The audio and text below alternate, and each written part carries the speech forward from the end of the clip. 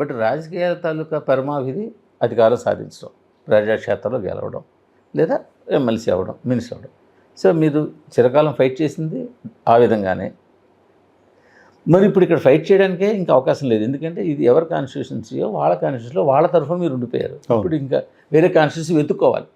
ఇన్ని సంవత్సరాల తర్వాత మీరు వేరే కాన్స్టిట్యూన్సీ వెతుక్కోవడం. నేను కంటెస్ట్ చేస్తానని కానీ, నాకు కంటెస్ట్ చేయాలనే ఆలోచన కానీ ఏమీ లేకుండా రాజకీయాలు పూర్తిగా సన్యాసం తీసుకొని 2020లో మద్దతు నేను ఈరోజు మద్దతు ఇస్తున్నా, వాళ్ళ కోసం కష్టపడుతున్నా.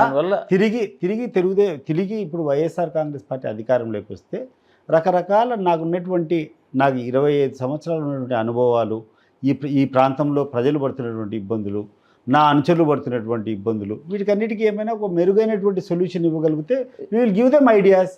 ఆ ఇంప్లిమెంటేషన్లో వాళ్ళకు సహచరులుగా ఉంటాము. సో ఐడియాల వరకు ఓకే, మీరు మీ కార్యకర్తని వాళ్ళకి ఏదో సంథింగ్ మీరు చేయగలరు, సీఎంకి చెప్పి ఏమైనా చేయగలరు, అవన్నీ వరకు ఓకే. బట్ మీకేం జరుగుతుంది, మీరేం ఆశిస్తారు? నేను దాని గురించి కూడా ఇంకా ఆశించలేదు కదా. నేను ఎటువంటి ఆశ లేదు. క్లియర్గా ఓపెన్ మైండ్తో నాకు అక్కడ చంద్రబాబు నాయుడు గారి ఎమ్మెల్యే అవ్వాలన్న కోరిక అది ఇంకా వదిలేసినట్టు కొద్దిగా. భవిష్యత్తు ఏం చేస్తుందో కానీ ప్రస్తుతానికైతే నాకు అటువంటిది ఎమ్మెల్యే కావాలా లేకుంటే మినిస్టర్ కావాలా ఎక్స్పీరియన్స్ ఏం ఇచ్చుంటారు, ఏదో ఇచ్చుంటారు. అటువంటిది మీరు జగన్మోహన్ రెడ్డి గారిని అడగండి, ఆయన అంచెలకు కూడా ఆయన చెప్పాడు. ఇంత స్వచ్ఛందంగా ఎటువంటి డిమాండ్ లేకుండా వచ్చినటువంటి వ్యక్తి మీరందరూ కూడా రెస్పెక్ట్ చేయాలని అతన్ని చెప్పాడని చెప్పి నాకు వేరే వాళ్ళు చెప్తున్నారు. నాకు వాళ్ళు ఉన్నటువంటి వైఎస్ఆర్ కాంగ్రెస్ పార్టీ వాళ్ళంతా ముఖ్యమంత్రి గారు ఎటువంటి డిమాండ్ లేకుండా ఆయన వచ్చాడు అనేది. అండ్ అబ్సల్యూట్లీ నేను తెలుగుదేశం పార్టీలోకి వచ్చినప్పుడు కూడా ఎటువంటి డిమాండ్ లేదు నాకు. నేను చంద్రబాబు నాయుడు గారిని ఒకసారి ఎమ్మెల్సీ గురించి అడిగినా కదా తప్పితే నేను త్రూఅవుట్ మై లైఫ్ నేను ఎటువంటి పరిస్థితుల్లో పులివెందుల్లో తెలుగుదేశం పార్టీ తరఫున గెలవాలనేటువంటి లక్ష్యంతోనే నేను రంగంలో ఉన్నా.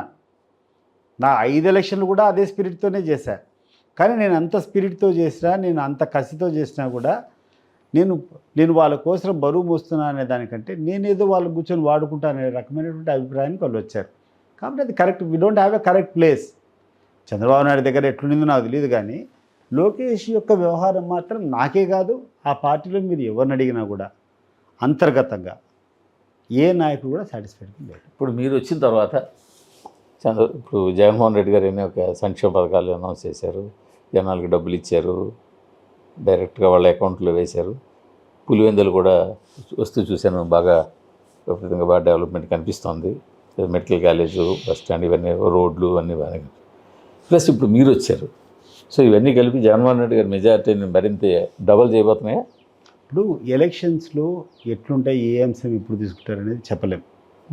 నాకు ఒకసారి కిరణ్ కుమార్ రెడ్డి గారు ముఖ్యమంత్రి అయినప్పుడు మా గ్రామానికి సంబంధించిన ఒక డెవలప్మెంటల్ యాక్టివిటీకి ఇది శాంక్షన్ చేయండి అన్న అని చెప్పి అడగని పోయినా. ఏమన్నప్పుడు డబ్బులు లేవు సతీష్, కాదు అన్నట్టు ఇంట్రెస్ట్ చూపించాలి. నేను ఇన్సిస్ట్ చేశాను, లేదన్నా ఇది నా ఊరికి సంబంధించింది, నువ్వు ఎటువంటి ఫస్ట్లో శాంక్షన్ చేయాలని. ఎందుకబ్బా ఊరికి ఉపకారం చేసిన శవానికి అలంకారం చేసినట్లాంటిది అని అన్నాడు. స్పష్టంగా చెప్తున్నాను, నేను కిరణ్ కుమార్ రెడ్డి గారితో నేను మా గ్రామానికి సంబంధించినటువంటి ఒక కార్యక్రమం తీసుకొని పోయినప్పుడు ఊరికి చేసినటువంటి ఉపకారం శవానికి చేసినటువంటి అలంకారం లాంటిది అని అన్నాడు. అట్లా జనాలకి గ్రాటిట్యూడ్ ఉండదనా? మరి ఏందో ఆయన భాష. సో దాన్ని ఇమ్మీడియట్గా అడిగా, ఎవరన్నారన్నా ఈ మాట అన్నాడు. నా గురువు నాకు చెప్పాడు, నేను నీకు చెప్తున్నా అన్నాడు. ఎవరున్నా మీ గురువు అని అడిగా. పివి నరసింహారావు అన్నాడు.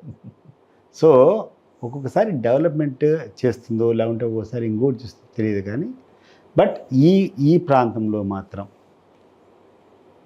ఏ అంశంలో చూసినా, ఏ కార్యక్రమం కావాలన్నా రాజశేఖర రెడ్డి గారి కుటుంబం యొక్క తలుపులు తడితే తప్పకుండా వాళ్ళ యొక్క సమస్యకు ఒక పరిష్కారము వీలైన కాడికి.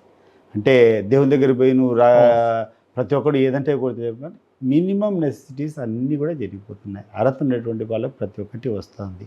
కష్టాల్లో ఉండే వాళ్ళందరినీ ప్రభుత్వ పరంగా కాకుండా వ్యక్తిగతంగా అయినా కూడా వాళ్ళ యొక్క వ్యక్తిగత స్థోమతలో కూడా ఈ 40 సంవత్సరాలు కూడా ఆదుకున్నారు. కాబట్టి తప్పకుండా ఒక మంచి హోల్డే ఉంటుంది. డెఫినెట్గా మీరు ఆశించిన దానికంటే ఎక్కువనే వస్తాయని నా యొక్క ఆలోచన. అదే మీరు క్షేత్రంలో తిరుగుతూ ఉన్నారు కదా, మంచి మెజార్టీనే వస్తుందని అనుకుంటున్నాను. నేను ఈ ఇటీవల కాలంలో నేను గ్రామాలు పోయినప్పుడు కూడా ప్రజల యొక్క స్పందన కానీ వాళ్ళ కళ్ళల్లో యొక్క ఆ రిసీవ్ చేసుకునేటువంటిది ఆ స్పార్క్ మనం కనుక్కోవచ్చు. చూస్తే చాలా ప్రోగానే కనపడుతుంది.